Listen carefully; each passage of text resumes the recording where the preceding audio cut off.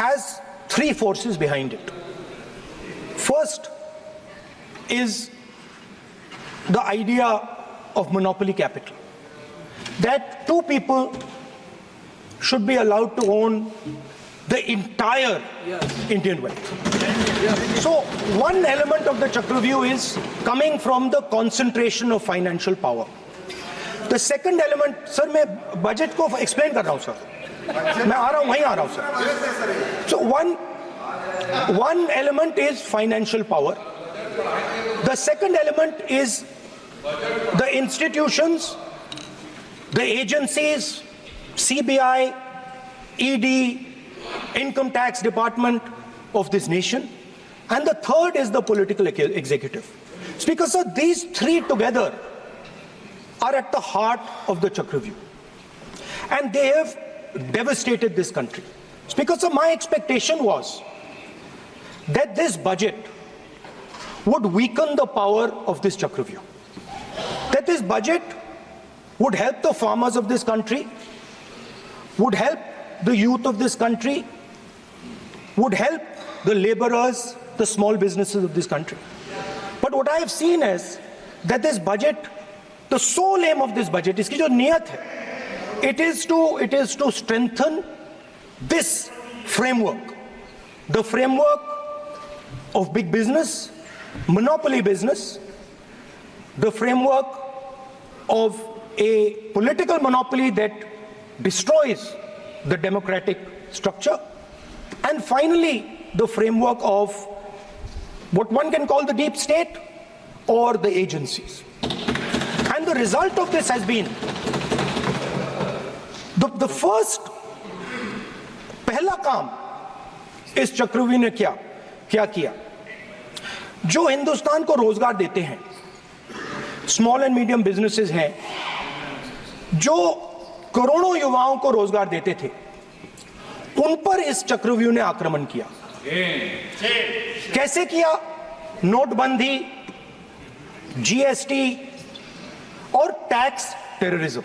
आप लोग आतंकवाद की बात करते हो, पूरे देश में अगर कोई भी व्यक्ति छोटा बिजनेस चलाता है तो रात को उसको फोन कॉल आता है इनकम टैक्स डिपार्टमेंट से, जीएसटी से, और टैक्स टेररिज्म का वो शिकार बनता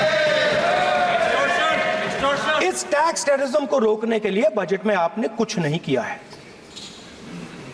तो टैक्स टेररिज्म के कारण और ये जो आपकी नीतियां हैं, जो आपने कोविड के समय बड़े बिजनेसेस की मदद की और जो स्मॉल एंड मीडियम बिजनेसेस थे उनको खत्म किया, उसके कारण आज हिंदुस्तान के युवाओं को रोजगार नहीं मिल सकता है। बिल्कुल एक युवा को रोजगार नहीं मिल सकता है। अब फाइनेंस मिनिस्टर बैठी हैं, अब युवाओं के लिए आपने क्या किया? बजट में आपने इंटर्नशिप प्रोग्राम की बात करी और ये शायद एक मजाक है, क्योंकि आपने कहा कि ये इंटर्नशिप प्रोग्राम सिर्फ हिंदुस्तान की 500 सबसे बड़ी कंपनियों में होगा और 99% जो हमारे युवा हैं उनको इस इंटर्नशिप प्रोग्राम से कुछ लेना देना नहीं, कोई फायदा नहीं होने वाला है। तो आपने पहले टांग तोड़ दी और उसके ऊपर आप बैंडेड लगाने की कोशिश कर रहे हैं। मेन मुद्दा आज युवाओं का एग्जाम पेपर लीक है। जहां भी हम जाते हैं, आपने बेरोजगारी का चक्रव्यूह बना दिया इनके लिए, और जहां भी हम जाते हैं वो कहते हैं देखिए बेरोजगारी है मगर पेपर लीक भी होता है। तो आपने एक साइड पेपर लीक चक्रव्यूह, दूसरी साइड बेरोजगारी चक्रव्यूह। पेपर लीक मैं आपको बताता हूं 10 साल में 70 बार हुआ है। अगर आप जानना चाहते हैं, 10 साल में 70 बार हुआ है।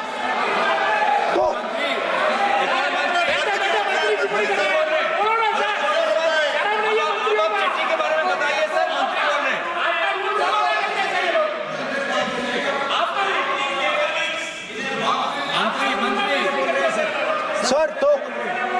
सर तो पेपर लीक के बारे में फाइनेंस मिनिस्टर ने बजट में एक शब्द नहीं कहा है।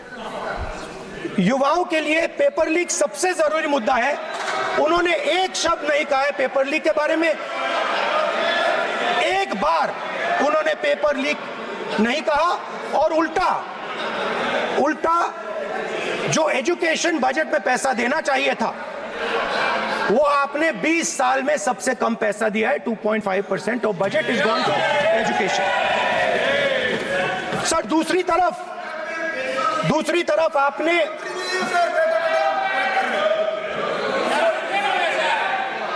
आपकी नहीं मानते सर, ये रनिंग कमेंट्री कर रहे हैं सर। दूसरी तरफ पहली बार सेना के जवानों को आपने अग्निवीर के चक्रव्यूह में फंसाया। सही बात। इस बजट में अग्निवीरों के पेंशन के लिए 1 रुपया नहीं है। आप अपने आप को देशभक्त कहते हो, मगर जब अग्निवीरों की मदद करने की बात आती है, जवानों को पैसा देने की बात आती है, तो बजट में आपको 1 रुपया नहीं दिखाई देता। उनकी पेंशन के लिए 1 रुपया आपने नहीं दिया। तो उनको आपने अग्निवीर के चक्रव्यूह में फंसाया। उसके बाद सर जो अन्नदाता हैं वो चक्रव्यूह से निकलने के लिए, आपके चक्रव्यूह से निकलने के लिए जो आपने बनाया 3 काले कानून, जमीन अधिग्रहण बिल को आपने कमजोर किया, उनको आप सही दाम नहीं देते हो। इस चक्रव्यूह से निकलने के लिए उन्होंने आपसे सिर्फ एक चीज मांगी है, 2 चीजें नहीं मांगी है, सिर्फ एक चीज मांगी है। उन्होंने कहा है कि हमें लीगल गारंटीड एमएसपी दे दो। आपने उनको बॉर्डर पे बंद कर दिया, रोक दिया, आज तक रोड बंद है। आप उनसे बात करने को तैयार नहीं है। वो यहां आए, मुझसे मिलने आए, आप उनको अंदर नहीं आने दे रहे थे। माननीय सदस्य, आप सदन में असत्य नहीं कहे। आप वो आप एक मिनट, हाँ चलिए, चलो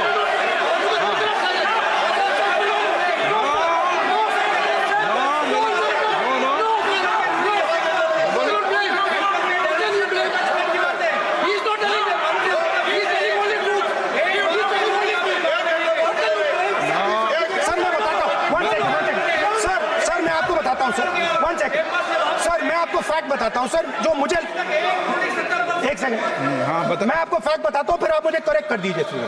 स्पीकर सर, फार्मर्स का डेलीगेशन नहीं सर, मैं आपको फैक्ट बताता हूं। पर आपके माननीय सदस्यों को कह दें वो सदन पर आरोप नहीं लगाए। रिपोर्ट से बोलता हूं मैं, बिना रिपोर्ट के नहीं बोलता हूं।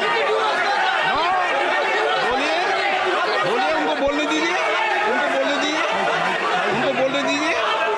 आप बोलने दीजिए उनको, बोले वो बोले, बताएं, मैं बताऊंगा। Speaker sir 1 second, speaker sir मैं आपको बताता हूं जो मुझे मालूम है। स्पीकर सर मैं आपको बताता हूं, बैठिए। स्पीकर सर हुआ क्या, वहां पे सर मुझसे मिलने एक फार्मर का डेलीगेशन आया। मुझे बताया गया कि फार्मर के डेलीगेशन को अंदर नहीं आने देंगे। मैं उनसे मिलने जब गया तब उनको अंदर आने दिया गया था। सर ये फैक्ट है सर। अब पता नहीं कोई मिसकम्युनिकेशन हुआ, वो अलग बात है, बट फैक्ट ये है कि जब मैं मीडिया के साथ वहां गया तब दरवाजे पार्लियामेंट के, संसद के उनके लिए खुले, उससे पहले वो बंद थे। ठीक है, और ये आप उनसे भी पूछ लीजिए सर। प्लीज नो, प्लीज एक मिनट प्लीज। आपने विषय उठाया इसलिए मैं बोल रहा हूं। ऐसे तो सदन की व्यवस्थाओं पर सवाल नहीं उठाना चाहिए। किसको आने दें, 1 मिनट प्लीज बैठिए, किसको आने दें।